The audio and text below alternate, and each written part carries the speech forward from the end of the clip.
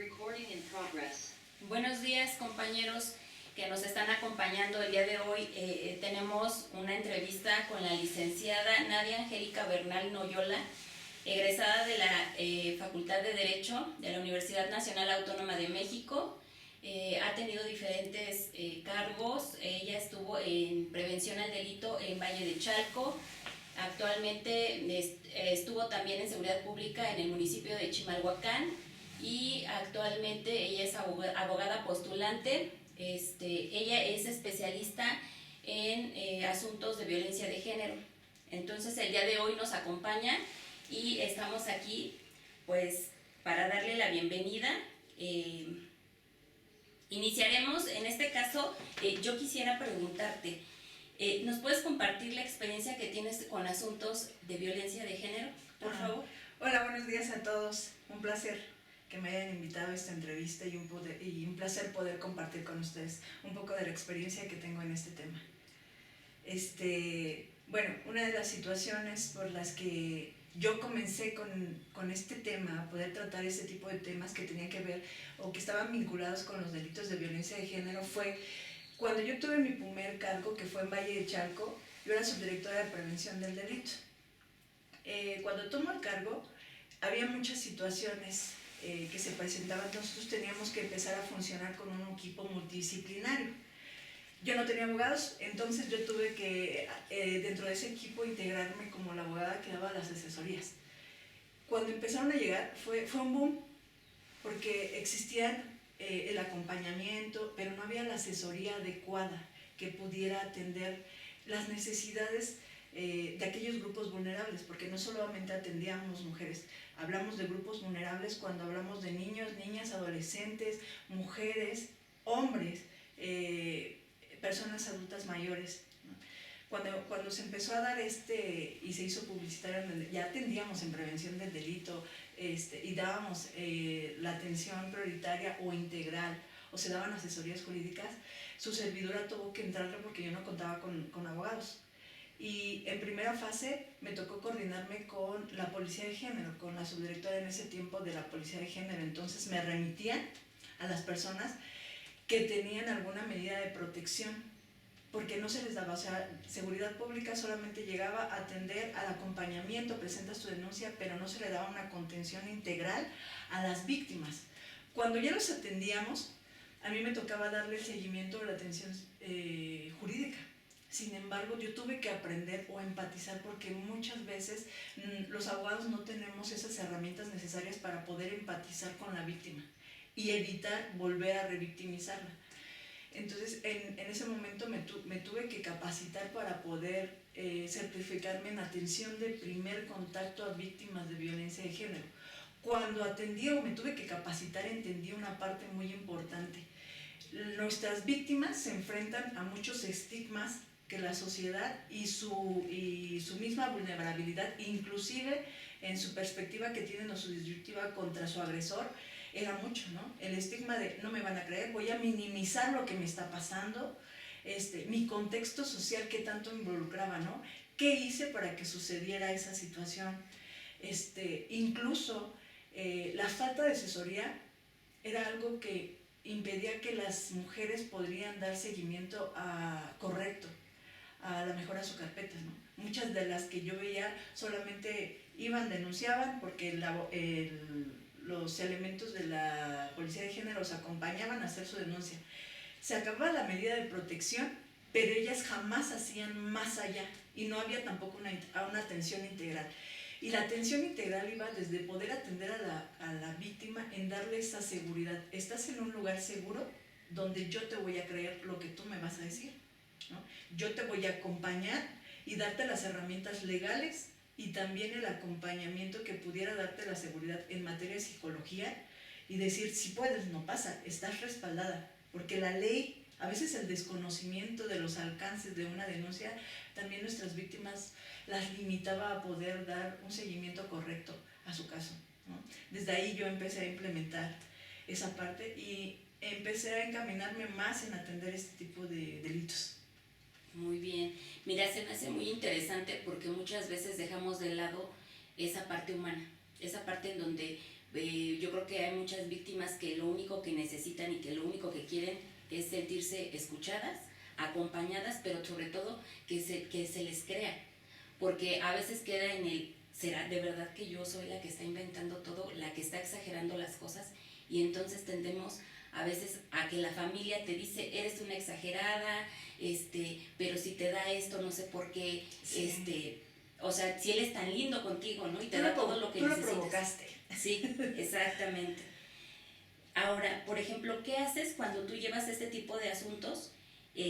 ¿Cómo haces, cómo trabajas esa parte para darles esa certeza de que su asunto y de que la situación por la que están pasando realmente pueda llegar a prosperar en las siguientes instancias? Como me decías ahorita, ya se inició la carpeta, se les empieza el proceso, pero muchas veces nada más quedan las medidas de protección y ya no hay un seguimiento de verdad para todo lo demás que sigue, que por ejemplo que sí es una vinculación a proceso y que realmente puedan llegar a obtener, muchas veces pudiera llamarse justicia, pero en algunas otras ocasiones basta a lo mejor con que les reconozcan. Exactamente. Varía, porque sabemos que hay una particularidad de delitos de género y cada caso tiene sus características en específico. Les voy a poner 3 ejemplos. Tuve un asunto donde teníamos una persona que se dedicaba, era un hacker, era una persona que trabajaba para un banco en España, una persona que tenía una remuneración económica muy buena, y tuvo una relación, de esa relación tienen una hijita, mi víctima, era la esposa, era una persona, ella decía que era una persona narcisista, ¿no? Cuando iniciamos la denuncia, mi clienta ya había dejado de trabajar, ella era maestra, ya había dejado de trabajar, ella solo se dedicaba al hogar. Algo que nos ayudó mucho es que ella, dentro de su desesperación por poder salir de esa relación violenta, ella empieza a grabar, ¿no?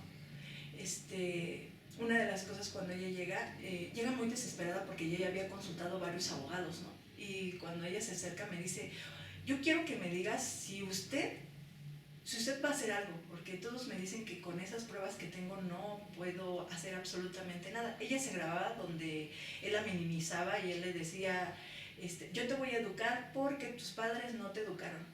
O sea, yo te voy a corregir como tus padres no te corrigieron, ¿no? Muchas veces una particularidad que yo he identificado en las víctimas de violencia de género es que se somatizan a que de verdad ellas generaron ese tipo de violencias. Ellas forman parte de esa característica especial para que las pudieran violentar. Ellas se sienten culpables y ellas se somatizan y dicen, sí, efectivamente, yo me gané que él me pudiera reprender de esa manera.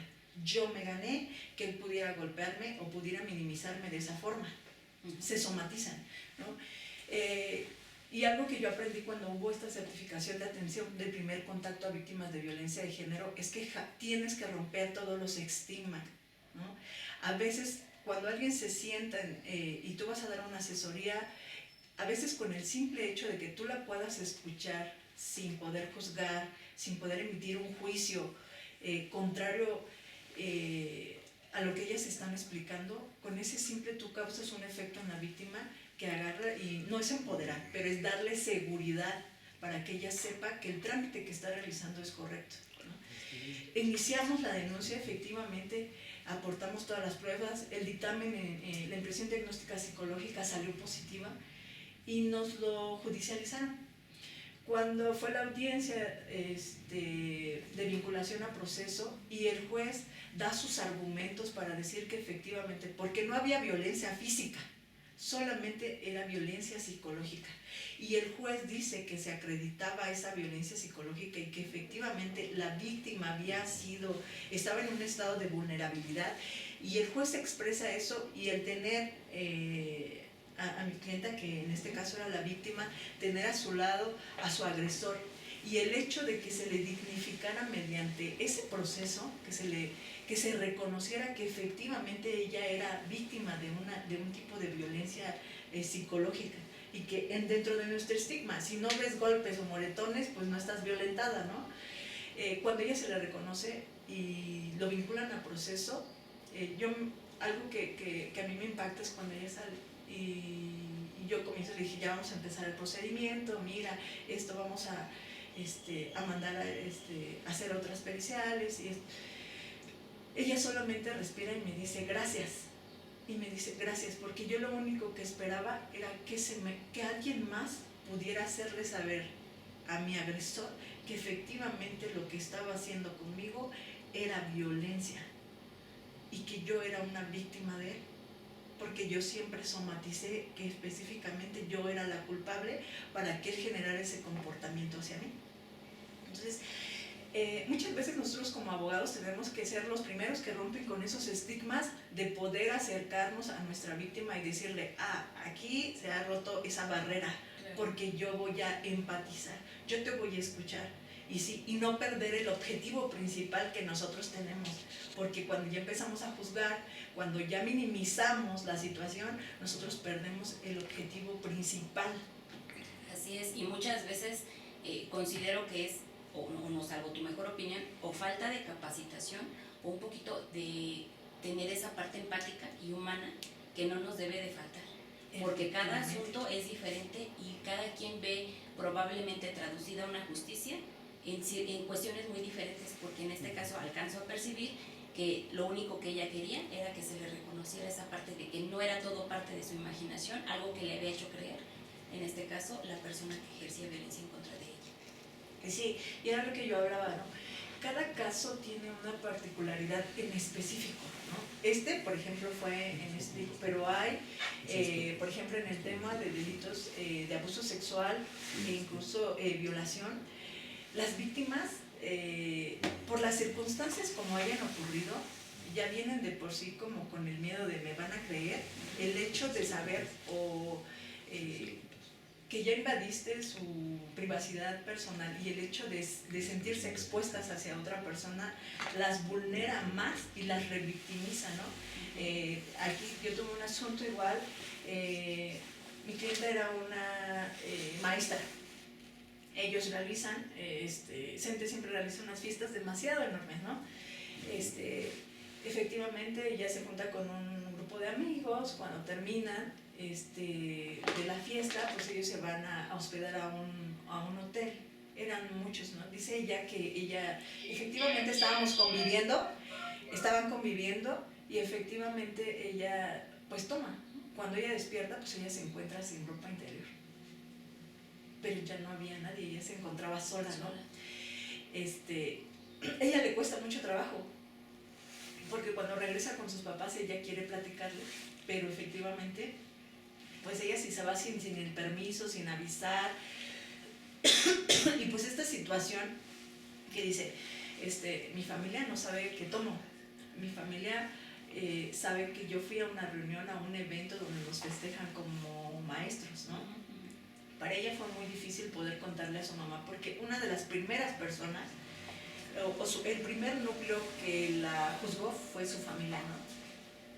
Fue la primera que le dijo, pero tú te fuiste a tomar, ¿quién te mandó? Efectivamente, eso pasa cuando tú no tienes control de la bebida, cuando te juntas con personas entonces ella ya iba vulnerada desde su primer núcleo, desde la primer red de apoyo que nos va a apoyar en ese momento, ella ya iba juzgada. Cuando llega conmigo, ella me dice, solo quiero que me diga si yo puedo hacer algo, solo dígame si me van a, si yo lo que yo pasé, usted cree que si yo lo manifiesto ante una autoridad, la autoridad me quiera levantarme y denunciar. Entonces ahí entra el trabajo del abogado, desde el momento en que la persona se sienta y tú la vas a escuchar y tú le vas a dar la seguridad que efectivamente lo que ella dijo o lo que sobrepasó o lo que ella pasó efectivamente son las características para que se dé un delito. Entonces el trabajo a lo mejor técnico, especialista, lo vamos a hacer nosotros, ¿no? Pero también cuidar esas formas de poder revictimizarlas, porque también ellos están en esperanza, usted sí me va a escuchar o también me va a decir que va a ser muy difícil, ¿no? Sí hay que concientizar a nuestras víctimas, porque en delitos específicos como abusos sexuales y abusos sexuales y el hecho de violaciones, hay un protocolo en específico y es muy delicado, porque en el tema de los delitos, por ejemplo, de violación, hay un protocolo que se sigue. Inmediatamente cuando te pasan con el médico legista y te dicen, bueno, te voy a hacer una exploración, pero hay una exploración más profunda que te voy a realizar y consiste en hacerte estas pruebas, desde ese momento hay víctimas que si tú no les das la contención emocional, hasta ahí dejan, y te impiden seguir el siguiente paso, porque se sienten vulneradas en algo que ya fueron vulneradas anteriormente. Sí hay que también concientizar y hacerles saber, mira, vamos a pasar, sí vamos a hacer, pero necesitamos el procedimiento, es así, explicarles el ABC, va a pasar esto, sí nos vamos a encontrar con ciertas situaciones donde tú vas a decir, ya no puedo, ya no quiero, que te va a dar miedo, pero eso también implica en el trabajo, ¿no? Muchas de las veces yo trabajo de la mano con los psicólogos, entonces siempre cuando tengo tipo de víctimas o mis víctimas con ese tipo de particularidad a la mano, digo, tienes que atenderte psicológicamente.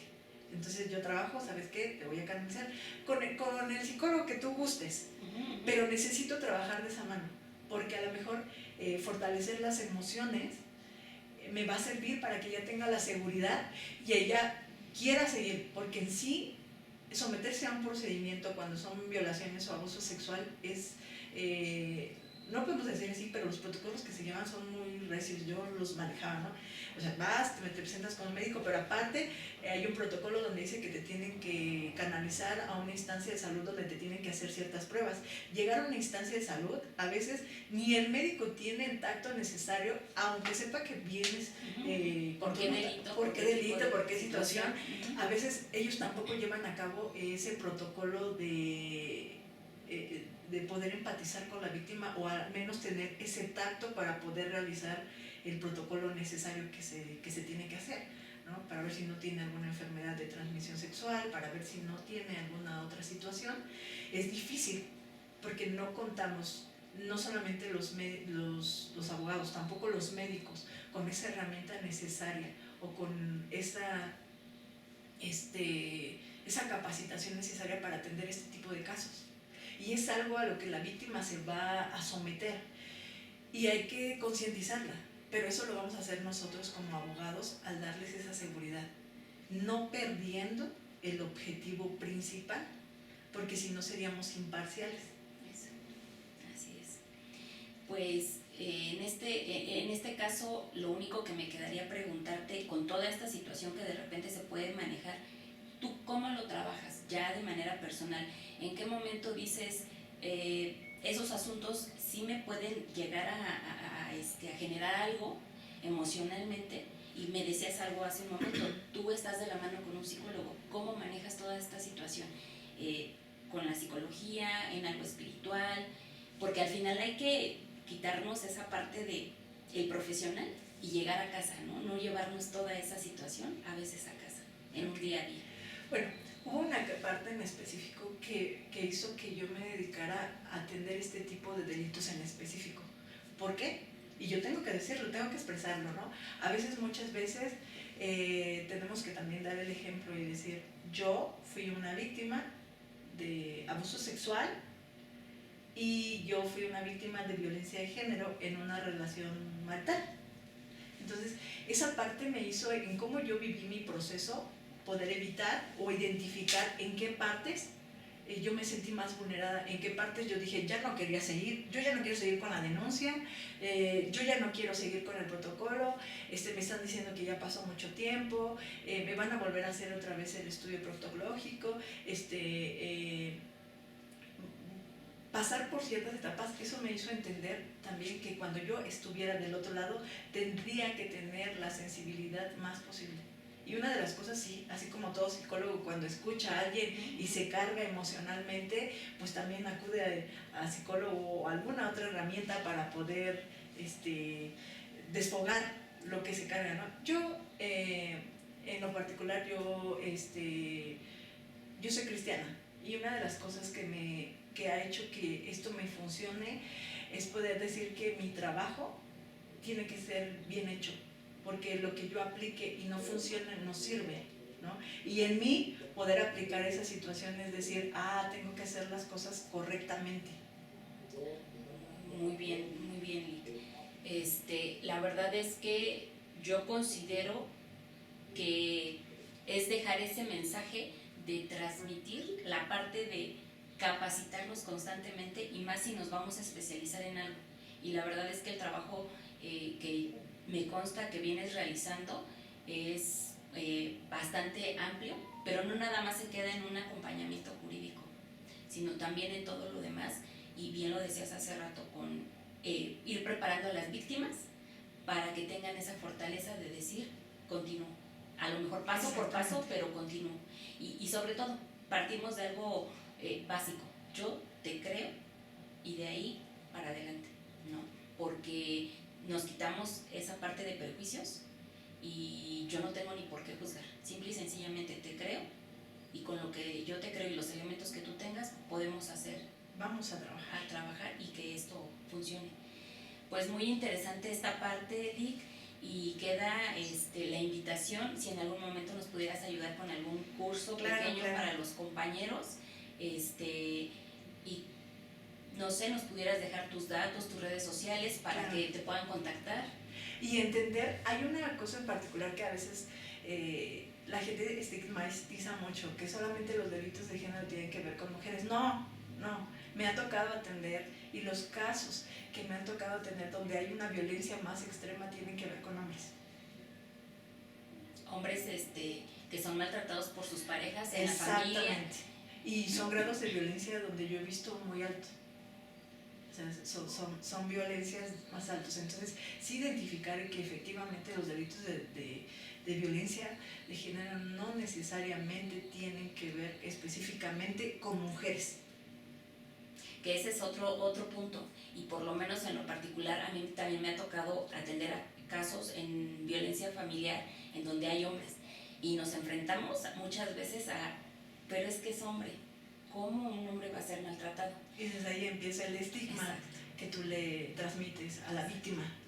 Exacto. No, yo lo digo por las instancias. Yo le creo, en este caso he tenido clientes que han sido violentados, les creo, pero ya cuando te presentas a una instancia pero es hombre. Y muy difícilmente quieren brindarte las medidas porque es hombre. Entonces, si es mujer, sí le creo, pero si es un hombre, no le creo. Y esa parte también hay que trabajarla y hay que irla cambiando. Exactamente. ¿Nos puedes compartir tus redes sociales, tu número de teléfono, algún contacto? Claro que sí. En mis redes sociales aparezco como Despacho Débora Donal. Y mi número de teléfono es el 55 18 76 93 25. Pues muchas gracias por habernos acompañado.